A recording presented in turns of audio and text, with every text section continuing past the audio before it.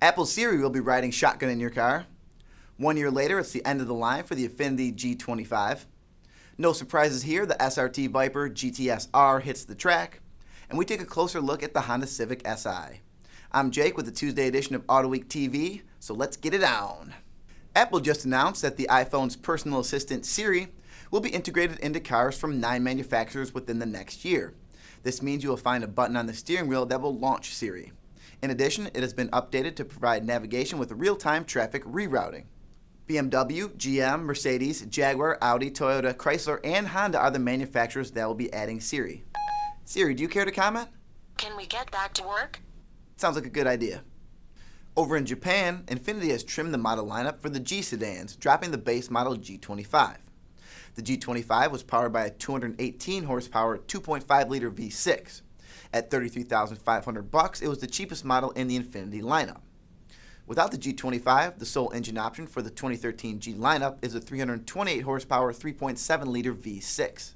Infiniti has also added the 3.7-liter V6 to the FX and EX crossovers, replacing the 3.5-liter V6.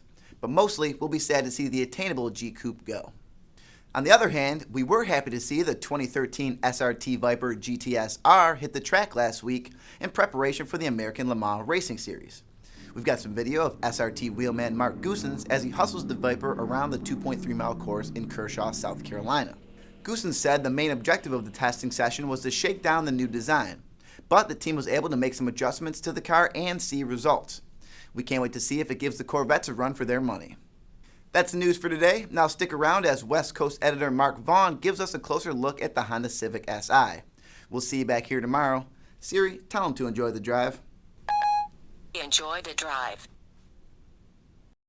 Hi, I'm Mark Vaughn with Autoweek magazine. Today's car is one that is very near and dear to our hearts as car enthusiasts. It is the new Civic Si. We have loved pretty much all the SIs throughout history. This is the 9th one. It comes with a new, bigger displacement engine, 2.4 liters instead of 2.0. It does not have a turbo. It's got that extra displacement to make up for that. It has a 6-speed manual transmission, and it is still relatively cheap. It starts out at about $22,000. Does that mean that it's still a cheap, thrilling car, or is it just a cheap thrill? Let's have a look. The larger displacement of the new engine means it has more torque across a wider band. While that's more usable in everyday driving and in traffic, at the drag strip it's more about horsepower. Thus, our 0 to 60 and quarter-mile times were just about the same compared to the last Civic Si we tested in 2006. That one with a 2.0-liter 4 instead of the new car's 2.4. Wheel spin was still something to deal with this time, so you had to modulate the throttle quite a bit at launch, but it wasn't difficult to do. The 6-speed gearbox was easy to operate, fast, and fun. But our times on the drag strip were almost exactly the same as with the previous car 6 years ago. 0 to 60 came up in 6.7 seconds, and the quarter mile came up in 15 seconds flat at 94.3 miles per hour. That's within hundredths of a second of the old Si. So the benefit of the larger displacement engine is not at the drag strip where you need horsepower, but in everyday driving where you need torque. Likewise, braking from 60 miles per hour was within inches of the last Civic Si. The slalom was just barely slower this time by about 2 miles per hour. The skid pad was exactly the same at 0.87 G, so the chassis performs almost exactly the same too. If there's one thing that is definitely downgraded, it's the interior. The Honda Civic has really taken a thrashing in the press. Everybody wants to complain about how cheap the interior is. Well, okay, so maybe it's cheap. Maybe this plastic is kind of hard, and maybe it, is cheap. I'm willing to trade off, a little bit lower sticker price for maybe some cheaper plastic. It doesn't bother me. It has that great engine in front. It has a 6-speed manual transmission, and there's not really even a whole lot of torque steer. It's a fun car. Don't worry about the plastic. So what's it all mean? You could buy a 6-year-old Civic Si and get the same performance as the new car, assuming the previous owner changed the oil and everything. And what about the competition, which everybody says has heated up so much?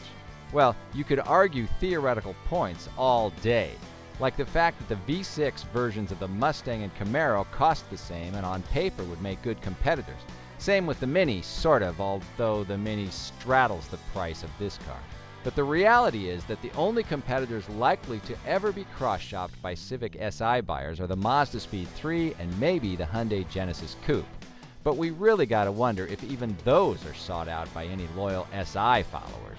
Suffice to say, the Civic Si is pretty much in a niche all by itself, and that could be the reason Honda has gotten complacent and left it more or less unimproved.